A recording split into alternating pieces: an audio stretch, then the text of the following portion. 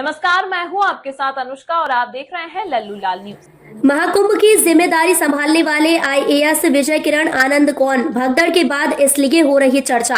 हाल ही में प्रयागराज में हुए महाकुंभ मेले में भगदड़ की घटना के बाद एक नाम चर्चा में है। आईएएस अधिकारी विजय किरण आनंद ने महाकुंभ की जिम्मेदारी संभाली और उनकी भूमिका को लेकर अब लोगों में जिज्ञासा बढ़ गई है। इस लेख में हम जानेंगे कि विजय किरण आनंद कौन है।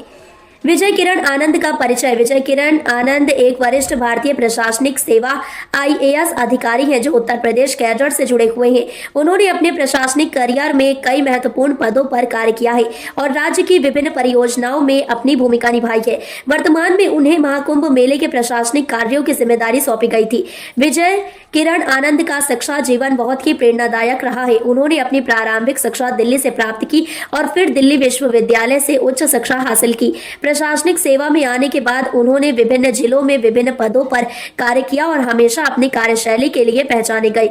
महाकुंभ मेले की जिम्मेदारी। महाकुंभ मेला जो दुनिया का सबसे बड़ा धार्मिक मेला माना जाता है, भारत और दुनिया भर के करोड़ों श्रद्धालुओं को आकर्षित करता है। इस मेले का आयोजन हर 12 साल में होता है और इसकी व्यवस्था का कार्य स्थानीय प्रशासन के लिए चुनौतीपूर्ण होता है।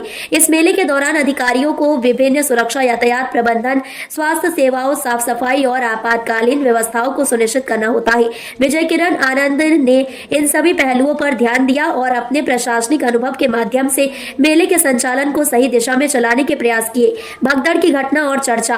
हाल ही में प्रयागराज में महाकुंभ मेला के दौरान एक भगदड़ की घटना घटी जिससे मेले में शिरकत कर रहे लोगों के बीच घबराहट फैल गई। इस घटना के बाद विजय किरण आनंद का नाम फिर से सुर्खियों में आ गया। उनके द्वारा उठाए गए कदमों और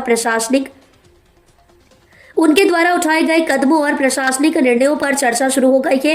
हालांकि इस घटना के दौरान प्रशासन ने तुरंत ही स्थिति को काबू में कर लिया और राहत कार्य शुरू कर दिया है। विजय किरण आनंद की जिम्मेदारी में यह घटना एक बड़ी चुनौती बनकर सामने आई है। उन्हें न केवल इस दुर्घटना के कारणों का विश्लेषण करना था बल्कि यह सुनिश्चित करना था कि भविष्य में इस तरह की घटनाएं न हो। इसके लिए उन्होंने सुरक्षा इंतजामों को और कड़ा किया और यात्रियों के लिए बेहतर दिशा निर्देश दिए।